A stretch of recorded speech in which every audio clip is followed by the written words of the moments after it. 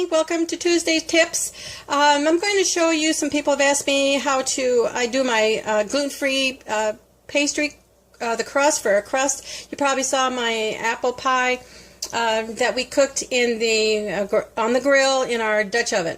So my recipe is, I have put in 2 cups of all-purpose flour, either gluten-free or regular all-purpose flour, and 1 teaspoon of salt. And to that I'm going to add, anyway, it's in there. I'm going to add 2/3 cups of shortening.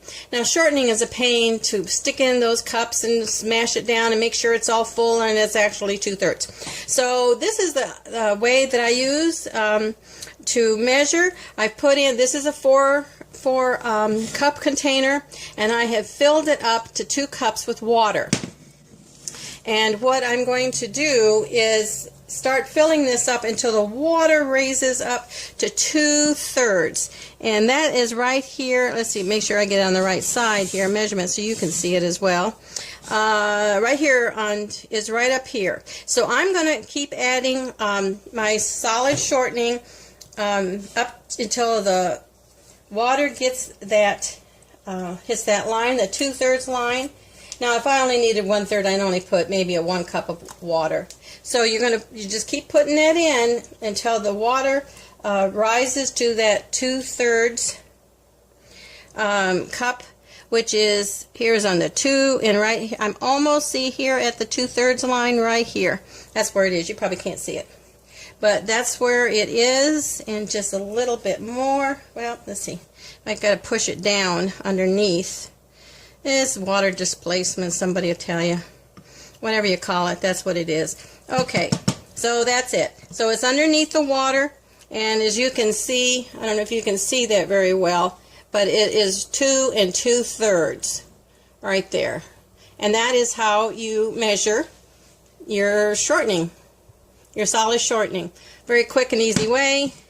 And I just pour off the water, and then I put it in my pie crust. Let me do that real quick. Let me pour the water off.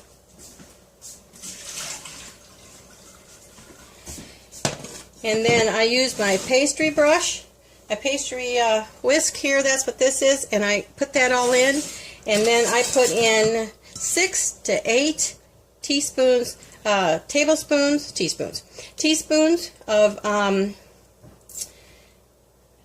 cold water after I get this all, like pea sizes, all put in there. It's all chopped up, and then I roll it out. And I'll meet you back when I get all that done. Okay, as you can see, I finished this. It's a bit like that. It's kind of little pea size, and we're ready to put in our water. So I have made a cup of water, and I've stuck some ice cubes in it so I know it's cold. So I'm going to start with 6 tablespoons. 1, 2, 3, 4, whoops, try that 4 again, 4, 5, and 6. And if it's still too dry after I mix it up, then I will add some more. Now I'm just mostly going to take my hands and just kind of put that in there. Then I can feel whether I need to add the other 2. You can also use a fork or something else to kind of blend this in. But I can feel that I'm going to have a couple of more tablespoons of water. So here we are. If I do this left-handed. What a mess. So well. Here we go. I'll get a couple more of those. Come on out of there. And there. Okay. So you can always add more than you need that than you have, because there's nothing worse than really, really wet dough. But you want to just, and as I said, your hands are the best way to feel to make that So that you want the dough just to come together. I've seen, I know everybody has their own recipe, but they ask how I do my gluten-free, so I'm a-telling you. So I think that's about it. I'm just gonna put it together. Bring it out here, and I'm gonna do it in two because I need 2 cups, two pie shells, one top, one bottom. Of course, I make several pumpkin pies. I do this as well. I make 2, or sometimes I just make 2 cups worth of dough, and then I take what's left over. Kids always like that. And then I would roll that out and put it in the oven, and with some little sprinkling of sugar and cinnamon. We haven't done that, and stick that in the oven, and they have little treats. Okay, so it's just come together, and I'm going to take half of this and use that for the bottom. And I got another couple tips here for you. Hang in here. When it's time to roll, I use wax paper to roll between, because you know, sometimes pie stuff is just really tough to back to show you how to roll out the dough. I've taken wax paper. I use per pie shell, either the top or the bottom, so I use 4 if I'm using like in my apple pie. And what I do is I put in a little squirt, just a bit of water on my surface that I'm going to do, so it'll stay. You don't want it to be rolling,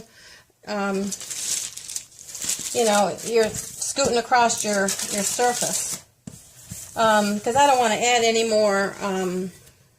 Let's see if I can get this in there. There you can see it better. I don't want to add any more flour. Okay, so I'm going to spray it with some cooking spray, and then spraying this other side with the cooking spray. And I'm going to put the dough in the middle. My rolling pin is not even going to touch the dough, and it's just going to stay here in the middle. And then I put the thing on top.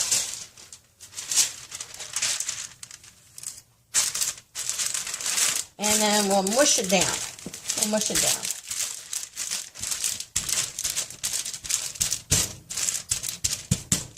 And just roll it out. It's just as simple as that.